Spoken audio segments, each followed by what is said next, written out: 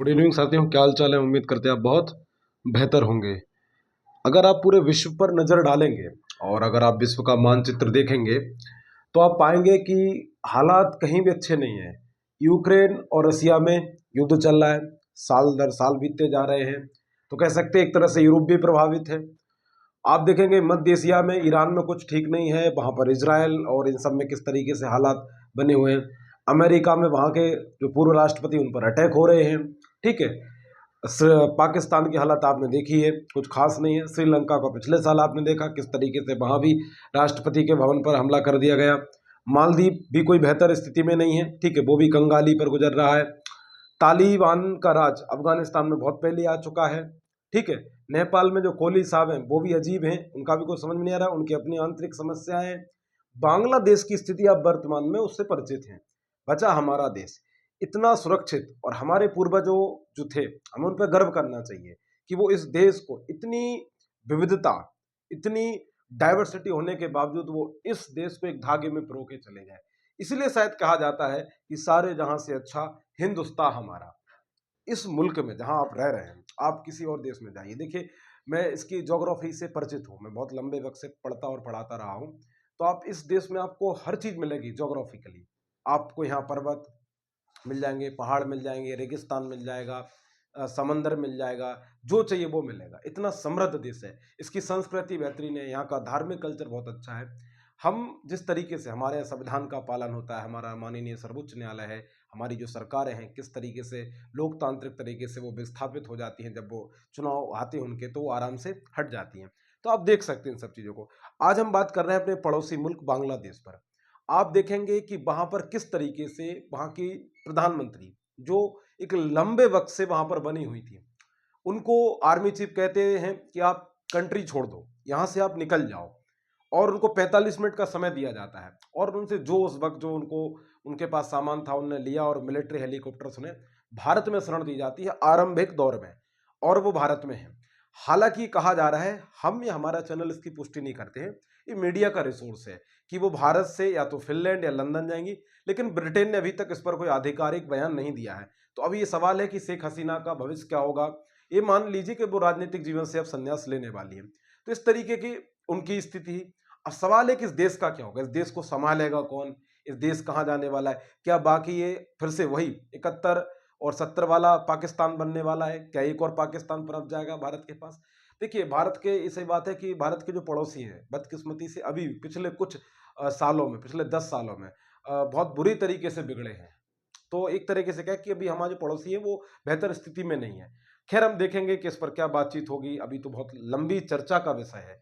वहां पर कौन डिसाइड होगा, गवर्नमेंट कौन होगा, वहां का अगला लीड कौन करेगा बतौर नेता। हालांकि क्योंकि वहां की जनता ने कह दिया है कि हम आर्मी का रूल नहीं मानेंगे, हमें एक सरकार चाहिए। तो वहां के जो आर्मी चीफ है उन्होंने भी ये बोला कि हाँ, अंतरिम सरकार को गठित करेंगे। वो सब हमारा मसला नहीं। हमें चाह रहा है कि बांग्लादेश में सब कांड हुआ कैसे, ये हालात ही पैदा कैसे होगा कि बांग्लादेश आज जल रहा है, धधक रहा है, हिंसा की आग में जल रहा है। हम चर्चा करते हैं। देखो, ये 71 का साल था जब बांग्लादेश आजाद हुआ। किससे? पाकिस्तान से। दरअसल क्या हुआ, जब भारत बना था तो पाकिस्तान के दो टुकड़े थे, एक था पश्चिमी पाकिस्तान और एक था पूर्वी पाकिस्तान। ठीक है। तो जो पश्चिमी पाकिस्तान है ना, पूर्वी पाकिस्तान को करता था परेशान। तो वो दौर था इंदिरा गांधी का। ठीक है। उसमें मोनिक साहब भी हुआ करते थे, आर्मी के प्रमुख मॉर्शल से थे। उन्होंने क्या हुआ, इस पाकिस्तान जिसे आज आप किस नाम से जानते हैं, बांग्लादेश के नाम से जानते, इसे आजाद कराया था। ये वो साल था। तो जो बांग्लादेश की आजादी में जो भी लोग थे, मान लो मैं नाम दे देता हूं, A person B, A person D, A B C D, 4 व्यक्ति थे। इन लोगों ने इस आजादी में लड़ाई दी। तो अब क्या हुआ कि इनके बच्चे या इनकी पीढ़ी या इनके रिश्तेदारों को बांग्लादेश में सरकारी नौकरी में क्या मिलता था, आरक्षण। क्या मिलता था? आरक्षण। ठीक है। तो अब वहां के लोगों का कहना था कि भैया आजादी हो गई है, बहुत समय हो चुका है, अब इस चीज को छोड़ दीजिए, और जो बांग्लादेश की आजादी में लड़े थे, उन जो सेनानी थे, उनके परिवारों को रिजर्वेशन देना बंद किया जाए। ये आंदोलन अभी जो जिस वजह से थी, हम बताएंगे कि वो स्थिति भी कैसे पैदा हुई, लेकिन यहां से एक नियम बन चुका था। तो ये आरक्षण मिलता था, ठीक है, जो आजादी के वक्त लड़े थे उनके परिवार वालों को, उनके रिश्तेदारों को। खैर, तो कोटा लागू हुआ। 2012 में बदलाव हुआ और इस कोटे को 56% कर दिया गया। कितना? 56% कर दिया गया वहां की सिविल सर्विस जो नौकरी होती है बांग्लादेश में।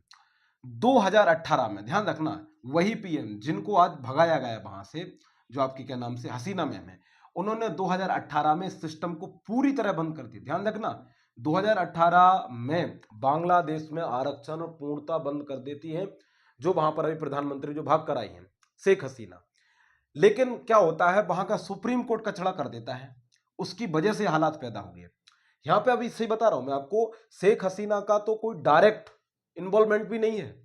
वहां का सुप्रीम कोर्ट 5 जून 2024 को फैसला देता है कि जो डिसीजन 2018 में लिया गया था 56% कोटे को बंद करने का, उसे पुनः लागू किया जाए। ये बांग्लादेश के हाई कोर्ट ने डिसीजन दिया। बस इसी बात को लेकर लोग वहां के भड़क गए। अब चूंकि वही बात है ना, लोगों को पता ही नहीं था कि फैसला दिया किसने। लोगों को लगा कि एक शेख हसीना से डिसीजन लिया, ठीक है। तो ये बड़ी प्रॉब्लम हो गई। एक है कि एक अधूरी जानकारी, अज्ञानता की वजह से भी एक आंदोलन जन्म गया। तो हाई कोर्ट ने डिसीजन लिया, हिंसाएं हुई, सैकड़ों उसमें लोग मरे। इसके बाद जागा वहां का सुप्रीम कोर्ट, वहां का सुप्रीम कोर्ट जागा, और सुप्रीम कोर्ट ने जो हाई कोर्ट ने डिसीजन दिया था कि इसको लागू किया जाए, उसके फैसले को पलट दिया। और सुप्रीम कोर्ट ने कहा 21 जुलाई को, ये 5 जून को हुआ, 21 जुलाई को बांग्लादेश के सुप्रीम कोर्ट ने कह दिया कि भाई साहब ऐसा नहीं होगा, आरक्षण को बंद किया जाता है। अगर देना है तो केवल और केवल 7% आरक्षण दिया जाएगा, केवल और केवल 7% आरक्षण जाएगा। बाकी 57% का जो आधार होगा वो क्या होगा? मेरिट। क्या होगी? मेरिट पर रिजल्ट बनेगा। ये सुप्रीम कोर्ट ने आदेश दिया, लेकिन तब तक बांग्लादेश में देर हो चुकी थी। और इसके बाद वहां के स्टूडेंट्स नहीं माने और इस बात पर अड़ गए कि अब शेख हसीना जो है वो अपना पद छोड़े। और इसके बाद आंदोलन जन्मा, आग जननी हुई। और इसके बाद फिर देखिए क्या होगा, जब ये डिसीजन आ गया, सुप्रीम कोर्ट का डिसीजन आ गया, तो छात्रों को मान जाना चाहिए था कि चलो ठीक है, हाँ यार सही बात है। लेकिन इसके बाद इस डिसीजन के बाद ये कयास लगाया जा रहा है, क्या वाकई जिन्होंने आंदोलन किया वो वाकई विद्यार्थी हैं? क्योंकि अगर विद्यार्थी तो पीछे हट जाते, कहीं इसमें विदेशी ताकतें तो शामिल नहीं है। ये कयास लगाया जा रहा है। मैं क्या बोल रहा हूं, ये रिसर्च का विषय है, जांच का विषय है। इस पे अमेरिका की, भारत की गुप्त एजेंसियां काम करेंगी और आगे निकलकर निष्कर्ष और रिपोर्ट आएगी कि आखिर आखिर में ऐसा हुआ क्यों। क्या बाकी इसके पीछे कोई शक्ति काम कर रही थी, या वहां की आर्मी खुद ही चाह रही थी कि जो शेख हसीना है वो पद छोड़े। ये हालात वहां पर पैदा जो हो गए, इसके लिए भी किसी तरह पूरी तरह जिम्मेदार नहीं ठहराया जा सकता। तो फिर क्या होगा, शेख हसीना ने जो आंदोलनकारी थे उनको कुचलना शुरू किया। यहां इनसे गलती हो गई, यहां उनसे गलती हो गई। और उन्होंने वहां पर आंदोलनकारियों को कहा रजाकार। क्या होता है, एक वर्ड होता है, ये बहुत ही वहां पर टफ वर्ड होता है, बहुत एक तरह का गाली की तरह होता है, मतलब ये गद्दार समझो इसका मतलब। तो उन्होंने प्रदर्शनकारियों के लिए शब्द प्रयोग कर लिया। इसके बाद वो भड़क गए और आंदोलन इस तरीके का हुआ कि वो पीएम आवास में घुस गए, उनके पूरे सामान को लूट लिया। आप देख रहे होंगे सोशल मीडिया पे लगातार किस तरीके से, मतलब कहते हैं ना कि जानवर जो होते हैं उस तरीके की वहां पर व्यवहार किया जा रहा है, इस तरीके का वहां पर वातावरण है। तो ये मसला था बांग्लादेश में जो वर्तमान स्थिति है उसके पीछे। माफी चाहेंगे, थोड़ा स्वास्थ्य है तो थोड़ा कॉपरेट करिएगा। तो उम्मीद करते हैं कि आपको ये बांग्लादेश का मसला समझ में आया होगा, ठीक है। अब हम जो आपको देखो, हाँ फिर वो डेट आ जाती है कौन सी, 5 अगस्त। 5 अगस्त को शेख हसीना को अल्टीमेटम दिया जाता है वहां की आर्मी द्वारा कि आप देश छोड़ो, आपको 45 मिनट मिलते हैं। और शेख हसीना को वहां के मिलिट्री जो हेलीकॉप्टर्स के द्वारा भारत भेजा जाता है। भारत में जो गाजियाबाद शहर है वहां पर हिंडन एयरबेस है, वो वहां पर उतरती है और भारत आ जाती है। तो फिलहाल उन्हें भारत में शरण मिली हुई। अब आगे देखते हैं क्या होता है। हम यही चाहेंगे, हमें बतौर भारतीय में ये आशा करते हैं कि बांग्लादेश में हालात सामान्य हो, क्योंकि ये भारत के लिए कहीं से भी बेहतर नहीं है। क्योंकि चाइना, पाकिस्तान इसका मौका ढूंढेंगे और वह हमें कहीं ना कहीं हमें प्रभावित करने का प्रयास तो करेंगे, ठीक है। तो वहां पर हालात सामान्य हो, लोकतंत्र वापस आए, हम यही चाहते हैं। उम्मीद करते हैं कि इस मसले पर आपकी समझ बड़ी होगी और एक स्पष्ट और सुव्यवस्थित जानकारी मिली होगी। अगर आपकी जानकारी बेहतर लगी है तो इस वीडियो को साझा करिए। राष्ट्र, पर्यावरण और महिलाओं का सम्मान करिए। जय हिंद, जय भारत।